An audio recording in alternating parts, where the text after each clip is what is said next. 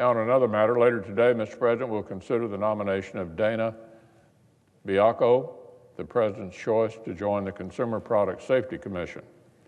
Ms. Biacco's resume speaks for itself. After receiving her J.D. cum laude from Duquesne University, she clerked in the Western District of Pennsylvania before launching an impressive career in private practice. For 2 decades, she has stood at the center of complicated cases and gained national recognition for her mastery of the legal questions surrounding consumer safety.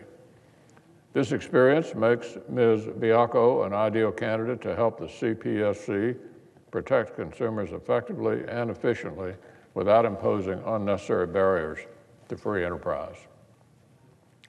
Testifying before our colleagues on the Commerce Committee, she pledged to seek the balance with transparency and an open-door policy and to remain guided by the rule of law.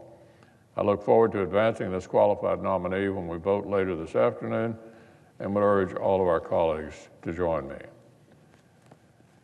Now, one final matter. Earlier today, President Trump signed into law a Congressional Review Act resolution that repealed a particularly egregious bit of overreach by President Obama's Consumer Financial Protection Bureau.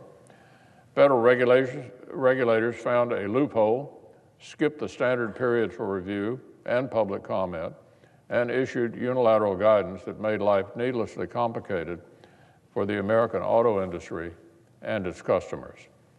Thanks to Senator Toomey's tenacity, the GAO ruled that this intrusion did indeed constitute rulemaking that ought to be subject to congressional review.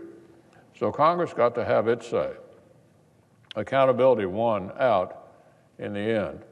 And now, thanks to this resolution from Senator Moran, yet another onerous regulation is now headed to the wastebasket. Our record use of CRAs is just one of the tools Republicans are using to get Washington out of the way of American workers and job creators.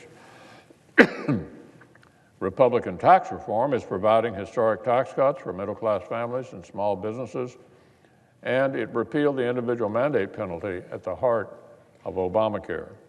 Tomorrow, the House will vote on the Senate-passed legislation championed by Senator Crapo, which will give community banks and credit unions relief from the crushing burden of complying with Dodd-Frank. And of course, in the executive branch, the President's team has turned the page on the last administration's hostility toward American business.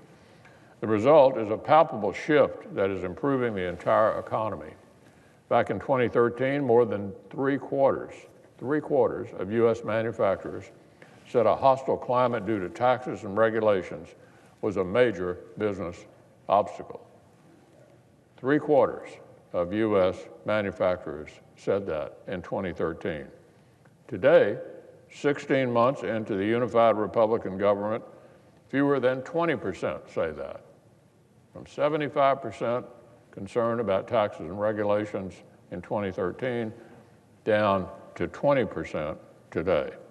And nearly 95% are optimistic about their future economic prospects. Everyone is taking notice. Here's a New York Times headline from a few months ago: "The Trump effect. Business anticipating less regulation loosens purse strings." That from the New York Times. One Texas home builder told the reporters, quote, "It's an overall sense that you're not going to face any new regulatory fights. More investment, more prosperity, more job openings, and higher wages all across the country.